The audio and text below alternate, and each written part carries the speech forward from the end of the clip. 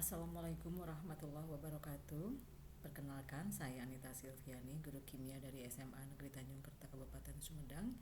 Kali ini akan saya tampilkan tentang larutan asam dan basa, di mana standar kompetensi adalah memahami sifat-sifat larutan asam basa, metode pengukuran dan terapannya, sedangkan kompetensi dasarnya yakni mendeskripsikan teori-teori asam basa dengan menentukan sifat larutan dan menghitung pH larutan. Kita lihat dulu layar berikutnya.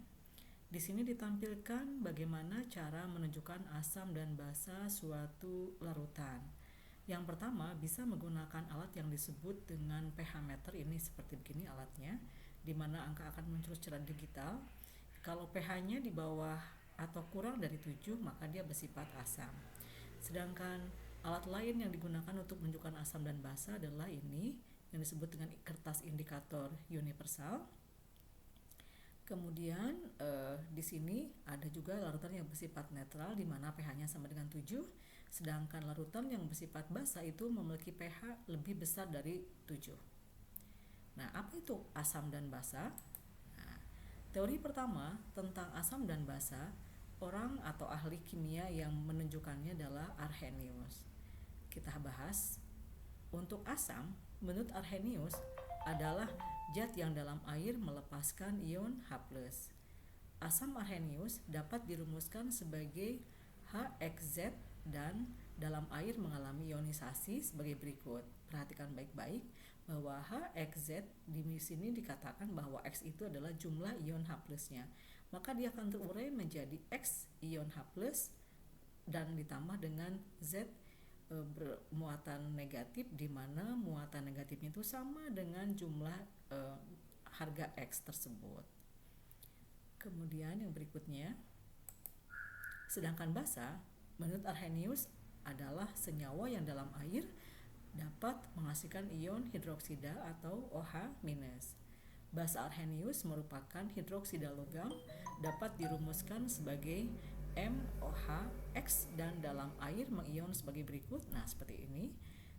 M dalam tanda kurung, OH ada huruf X di belakangnya, itu akan terurai menjadi M dengan muatan ion sebesar X yang ada di sini bermuatan positif, dan akan ada didapatkan OH- dengan sejumlah harga X yang ada di sana. Perhatikan baik-baik, ini adalah rumusan yang sangat sederhana sekali. Berikutnya, kita lihat dulu konsep pH, pOH, dan pKw. pH sama dengan itu rumusannya adalah negatif log H+, sedangkan pOH adalah negatif log OH-. Dalam air murni, bahwa H+ itu sama dengan konsentrasi OH- dan sama dengan akar dari Kw. Apa itu Kw?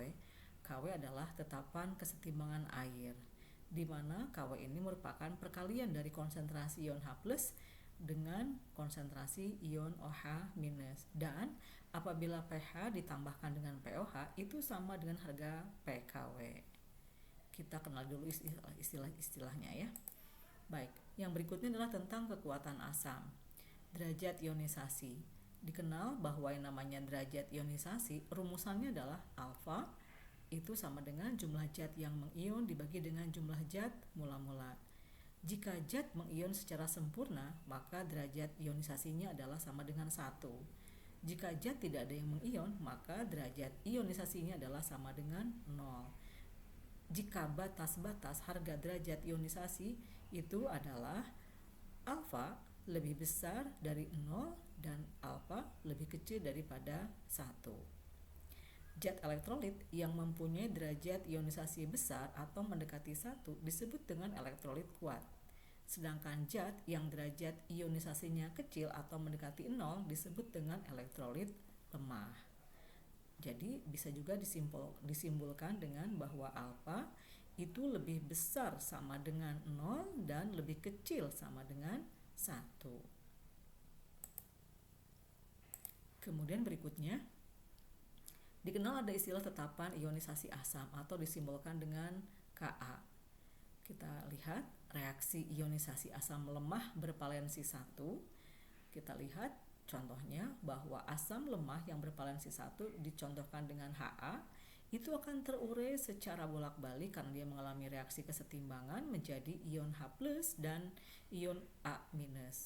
Tetapan kesetimbangan untuk ionisasi asam disebut dengan tetapan ionisasi asam dan diberi lambang dengan Ka, di mana Ka ini merupakan perkalian konsentrasi dari H+ ya dikalikan dengan konsentrasi A- dibagi dengan konsentrasi Ha. Sedangkan hubungan antara Ka dengan alfa atau tadi derajat ionisasi adalah sebagai berikut, bahwa alfa itu sama dengan akar dari Ka dibagi dengan M. Nanti untuk soal-soalnya akan ditampilkan pada pertemuan berikutnya. Sedangkan untuk kekuatan basa mirip dengan kekuatan asam, di mana pada basa pun ada yang dikenal dengan basa lemah dan ada yang dikenal dengan basa kuat. Apabila reaksi ionisasi basa yang lemah itu bervalensi 1 disimbolkan dengan LOH, nah seperti ini, akan terurai menjadi secara berkesetimbangan karena dia asam lemah ya, menjadi ion L yang bermuatan positif dan OH yang bermuatan negatif. Tetapan kesetimbangan persamaan untuk ionisasi basa disebut dengan tetapan ionisasi basa atau Kb, di mana Kb itu merupakan hasil perkalian dari konsentrasi L+ dikali dengan konsentrasi OH- dibagi dengan konsentrasi LOH. Hubungan tetapan ionisasi basa dengan derajat ionisasi basa adalah sebagai berikut, di mana alfa sama dengan akar Kb dibagi dengan molaritas atau konsentrasi larutan basanya itu sendiri.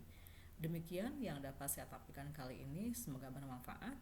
Assalamualaikum warahmatullahi wabarakatuh.